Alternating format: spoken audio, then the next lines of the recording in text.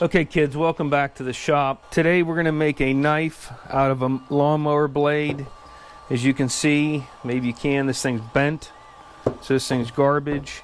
And there isn't much usable space here. I was doing some sketching and I don't know what I did with it, but what we're going to do is we're just going to take some painter's tape, because this is the area we're going to use. And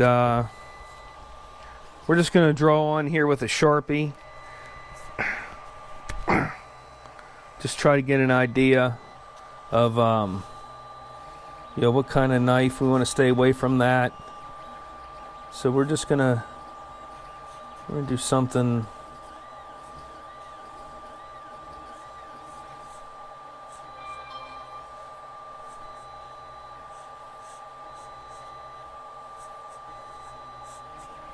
Or do something like that. And then of course this will be the blade area, and then the handle will come something like that. So that's a rough guesstimate of what I'm going to do. So now I'm going to get the angle grinder and rough it in, and then once I do that, take it to the regular grinder and clean it up. This blade's hard. The grinder's not even putting a dent in it. I use the plasma cutter, and man do I make a mess of things. After about an hour and a half on the bench grinder, I got it looking good. To stay with the theme, I use a lawnmower blade sharpener to bevel the blade. Alright, let's check the hardness of this thing before we go any further. This is 55. It's starting to scratch it. Now, according to the internet, because you have to believe the internet, premium blade should be around high end of 60. This is a 60, so we're starting to grab a little bit.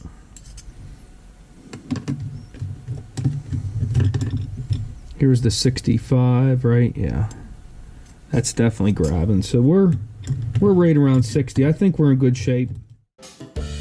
I cover the knife with masking tape and cut out a template to be used for a handle.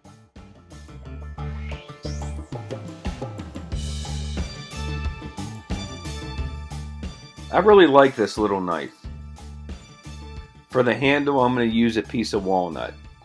This piece will work perfect. Now, I remove the tape from the knife, place it on the wood, trace it, and now we have a handle. Well, after we cut it out, of course. I go to the bandsaw to cut out the handle. Unfortunately, the camera dies. You have to take my word for it. Sorry guys, I'm having camera issues here. I lost more footage. Stay with me. I'm at the drill press. I have the handles clamped to the knife, and I'm drilling the holes for the pin. Okay, everything's fitting good. Let's glue up the handle. I use JB Weld. I apply the epoxy to all surfaces, including the pins. Next, I clamp the snot out of it and let it sit overnight. This looks good. Time for the finish work. I use a hacksaw blade to knock the pins down. Back to the bandsaw to remove any excess wood. This will cut down on the sanding. Time to sand. This is the tedious part. Take your time here. This is where you could screw everything up.